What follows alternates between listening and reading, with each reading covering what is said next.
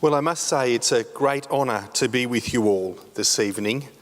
There's nothing more important in the world than education, I think. It frames the very organs of perception with which we understand the world. It makes us capable of enjoying the true wonder of the place we live in. I know that you're talking today about setting a learning agenda that fosters passion and purpose, and at the same time, hopefully, creates the flexibility and capacity that people will need to prosper in a world which is changing very rapidly, changing far more rapidly indeed than it ever has in the past. As Tony said, what I'd like to do really is to just give you a little bit of a sense of how I see education having impacted on, I guess, on my life, and to have a look at some of the challenges that I've faced that have been really formative for me. I grew up in this city of Melbourne, more years ago than I want to admit to, really, 58 years ago, and was educated here. I went to school down in the eastern suburbs, and I must admit to you that I was a pretty average student. I think I was one of those sort of slightly dreamy, retiring types that just were a bit difficult to engage. And that was because, in a sense, my mind really was elsewhere. I remember at the age of 9, something happened to me that was to be hugely important in the rest of my life. I was walking on a beach on Port Phillip Bay, on the eastern side of the bay, and I picked up a strangely shaped stone as I thought of it, and I showed it to my mum, and she said, well, why don't you take it to the local library and perhaps the librarian will tell you what it is. I took it to the library in my little school shorts and whatever else, and showed it to the librarian, and the librarian said, look, I don't know what it is, but I reckon there's someone at the museum who might know what it is. So I got on the train, I remember, went into the city, found the museum, went through these enormous doors that were big enough to allow a brontosaurus or a blue whale to get into the building, and with my little fossil in my hand, and went to a fellow in a guard's uniform and said, can you tell me what this is? And he said, no, you need to see the curator of fossils for that. And anyway, I waited down patiently there until someone turned up in a white lab coat. They took me into the bowels, really, of this amazing institution, past Egyptian mummies and mounted skeletons of giant sloths and all sorts of things, into the back rooms of the museum, and he opened a drawer up which was full of little stones like the one I'd found. And he said, here's what you've found. It's an ancient relative of a starfish that became extinct 6 million years ago, but they once thrived in Port Phillip Bay, and you found a fossil of one of these ancient animals. And that was pretty amazing to me. He also, by the way, said he was interested in dinosaurs, and of course at the age of 8 or 9 I could hardly think of anything else but dinosaurs. That was my big thing.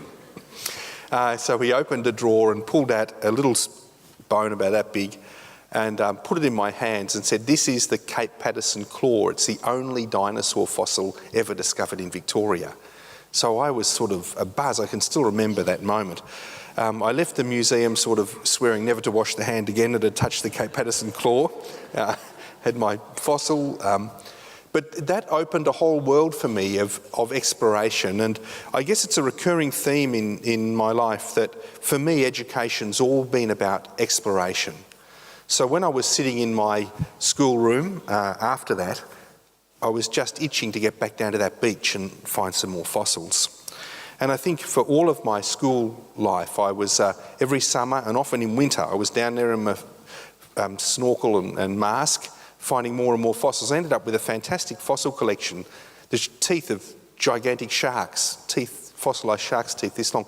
I remember finding a jaw of an extinct whale that long on the bottom of Port Phillip Bay. And as I found more and more of these fossils after school and on the weekends, I entered ever more deeply into an imaginative world that did exist, but was no longer here. And that was the world of the ancient Port Phillip Bay that existed 6 to 10 million years ago, that was such a fascinating and exciting place. You know, to dive into the modern bay and find jawbones of long gone whales and flipper bones from penguins and echinoderms, these starfish-like creatures, that are testimony to this amazing vanished world was, to me, the ultimate exploration. I'd begun an exploration in time, which is the biggest dimension of all, really. It's extraordinary. And that was it. Education for me was the museum, it was the curator. By the way, I never met the man in the white coat again. For all I know, he could have been the local cleaner at the museum, and he never identified himself. But he was kind enough to show me these amazing fossils.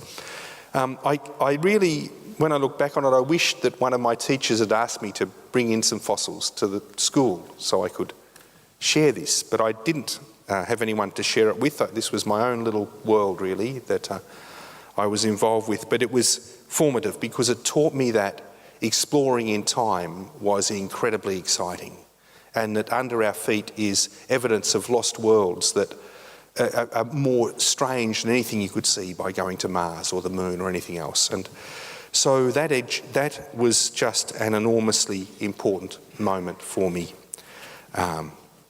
doing that. And of course, diving in the bay with my snorkel and flippers, I came across the modern world of Port Phillip Bay and the ecosystems that exist there. So I watched the migration of fish every year as they came into the bay and worked their way northwards. I saw the change of seasons under the water. And of course, back then, Port Phillip Bay was pretty much intact.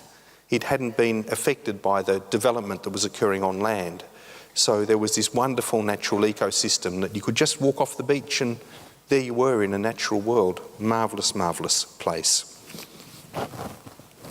Needless to say, I didn't do well enough at school to pursue a science career, which is what I was really, really wanting to do. I wanted to become a paleontologist, of course, and find more fossils. Instead, I did poorly at maths and languages, so poorly that I couldn't get into a science course at any of the universities here. And so I enrolled in an English and history degree thinking I'd become a school teacher.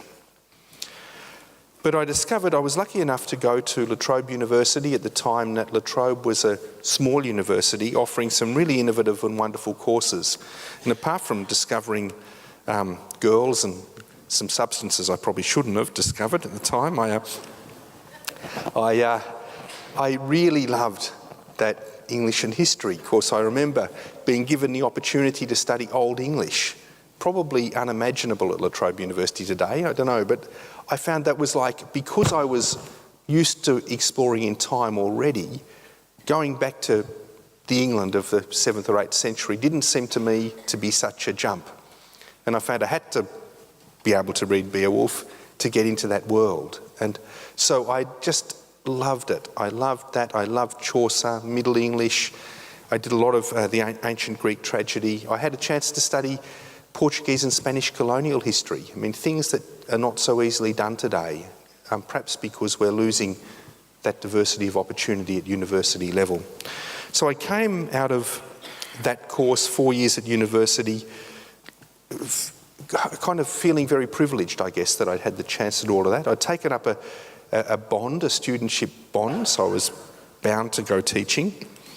I went to a school, I don't know where it was now, it was somewhere in the western suburbs of Melbourne, to teach a class of year 9s, and probably within minutes was convinced that this wasn't the life for me. It was far too tough a job.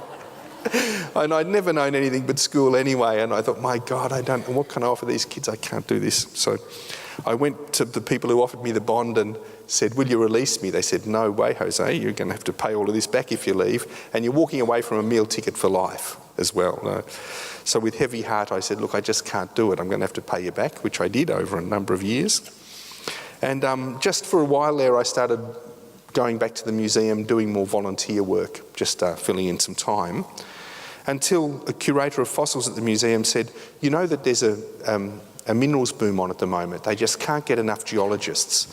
Why don't you try to get into a geology course? And of course, this was fantastic news, the idea that perhaps at a later age, I could enrol in a geology course, which I did at Monash University. Was accepted, found true love for me, a passion of life in that master's. Went on then to do a PhD in biological sciences, studying the evolution of kangaroos. And of course, what sort of job could you expect at the end of that? This was what my father kept asking me, and various others. But I was happy, that was what I really wanted to do. And studying the evolution of kangaroos was great. I was out in Central Australia crawling around salt lakes, finding bones of long extinct kangaroos that told us a lot about where kangaroos came from. I learned why kangaroos hop. Really interesting question. Might not earn any money from knowing the answer, but it was a very interesting question. I guess, looking back on that, what I can say is I was incredibly fortunate to have failed to gain entry to a science course at the start, because what I was given through that 4 years of an arts degree, which I would never voluntarily have done if the science option had been there, was I was taught to write. To be given 4 years where people just say, read the finest literature that's ever produced, read some of the most interesting history that's ever been written. What a gift. I loved it, and I must say that still is it's a great pool of exploration for me. I still go back to literature and to history and read it purely for pleasure.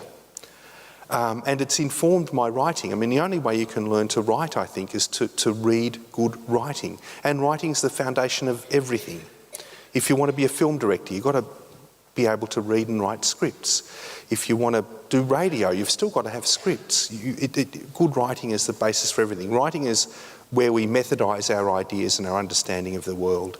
So that's the other thing I'd say, just literacy at a high level of proficiency is essential for so much, and even for scientists. And I find it very sad that a lot of brilliant scientists are never taught to communicate. In fact, science leads people to communicate in ways that are often unintelligible to those who are outside the realms of science.